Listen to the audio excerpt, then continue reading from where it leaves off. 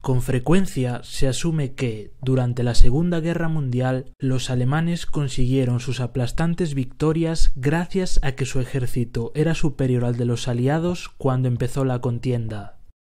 Lo cierto es que esto no era así, y para cuando el Eje atacó a los países del oeste a mediados de 1940, los franceses tenían más piezas de artillería y más tanques, los cuales eran paradójicamente mejores que los modelos alemanes en muchos aspectos. La victoria alemana fue entonces producto de unos excelentes planes, siendo los franceses humillados estratégicamente por un ejército que en volumen de recursos no era superior.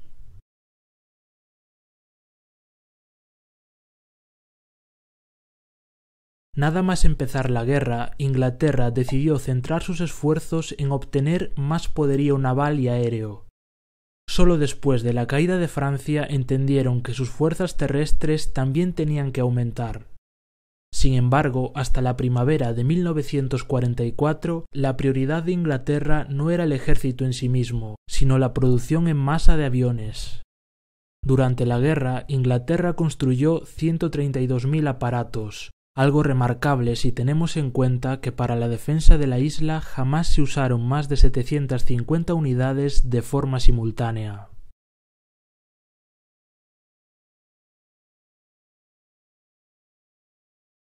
En conjunto hubo 323.000 envíos de mercancías por las diferentes rutas, siendo solamente hundidos unos 5.000. De estos, 2.500 eran británicos, pero hay que tener en cuenta que, como promedio, había sobre 2.000 barcos británicos navegando a diario alrededor del mundo. Entonces debemos dejar de lado esa imagen de convoyes siendo atacados en masa por los submarinos alemanes, puesto que la mayoría estaban a salvo, siendo solamente unos pocos los que sufrieron un destino terrible.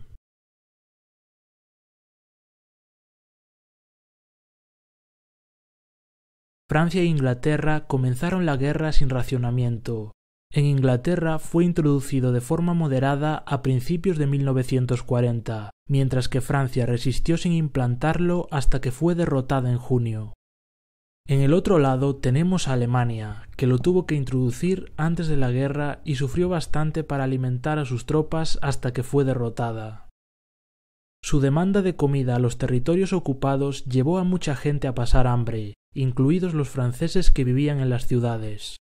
Inglaterra no tuvo que pasar hambre, aunque ciertos productos sí que escaseaban, lo cual era compensado por la gran disponibilidad que tenían otros.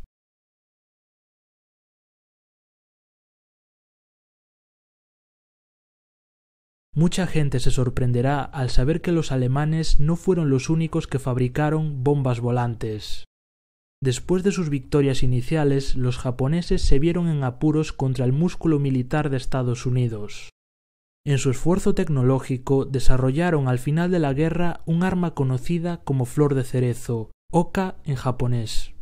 Este arma no era otra cosa que una bomba volante pensada para destruir buques, la cual tenía que ser guiada por pilotos suicidas.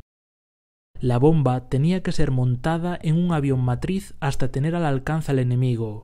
Entonces era liberada, teniendo el piloto que seleccionar el blanco. Una vez hecho, se encendían los cohetes y la bomba bajaba en picado hacia el objetivo. La velocidad de los últimos modelos era tal que en una ocasión llegaron a atravesar un barco de lado a lado, para luego explotar fuera del objetivo.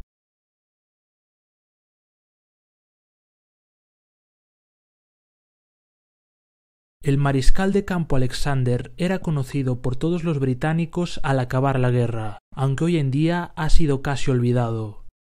Se caracterizó por tener una carrera extraordinaria, y fue el único oficial que lideró a sus tropas en todas las posiciones del frente. Siendo un veterano de la Primera Guerra Mundial y tras pasar por varios puestos en los años 20 y 30, fue el encargado de liderar a la Primera División en Francia durante 1940, para más tarde asignársele el mando de las tropas británicas en Birmania en 1942. También comandó a las fuerzas británicas en Oriente Medio, antes de convertirse en el comandante supremo de los aliados en el Mediterráneo.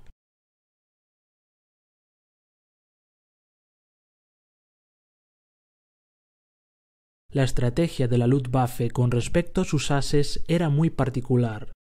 Se esperaba que el resto de pilotos llevasen a cabo misiones más largas y sin descansos, teniendo que proteger a los ases del escuadrón para que éstos pudiesen conseguir más muertes de pilotos enemigos. En el frente oriental se encontraron con pilotos poco entrenados, por lo que rápidamente comenzaron a multiplicarse los números de estos ases. Un piloto llamado Hartmann fue el más exitoso de ellos, con 352 bajas enemigas.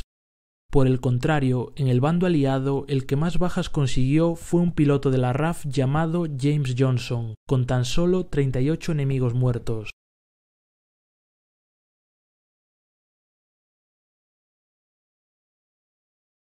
Cuando comenzó la competición para elegir el diseño de caza de la Luftwaffe, Messerschmitt y Heinkel desarrollaron sus prototipos de forma simultánea, conocidos como Bf-109 y HE-112.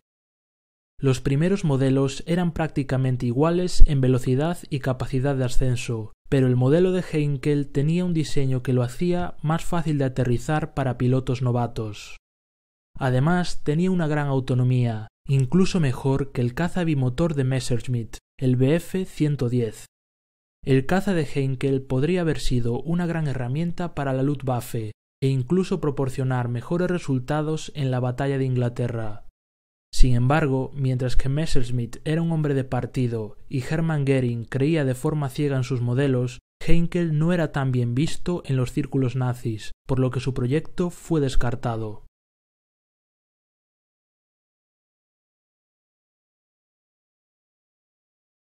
La chaqueta militar más famosa de la historia de Estados Unidos fue introducida en 1941.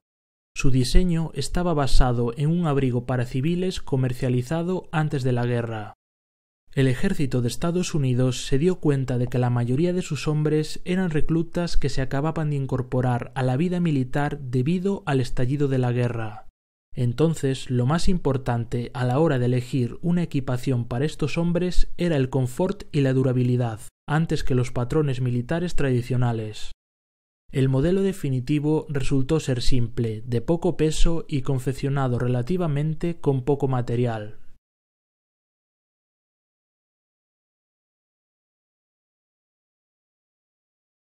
La propaganda de guerra alemana se empeñaba en mostrar un ejército muy moderno y mecanizado, lo cual posiblemente ayudó a crear un mito que ahora discutiremos. En 1939, Alemania era una de las sociedades menos motorizadas de Occidente, a pesar de todos los esfuerzos del partido nazi por remediarlo. Cuando estalló la guerra, había 47 personas por cada vehículo a motor en Alemania. En los países aliados la cifra era bastante distinta. Inglaterra tenía 14 personas por automóvil, Francia 8 y Estados Unidos 4. En la práctica, esto significaba que el ejército alemán dependía mucho del ferrocarril, de los carros tirados a caballo y de los propios soldados que marchaban a pie. En 1940, antes de invadir Francia, solamente 16 divisiones alemanas estaban totalmente mecanizadas. Estas pobres cifras se traducían también en un menor número de fábricas, de talleres y de gasolineras. En resumidas cuentas, Alemania tenía un problema estructural de difícil solución.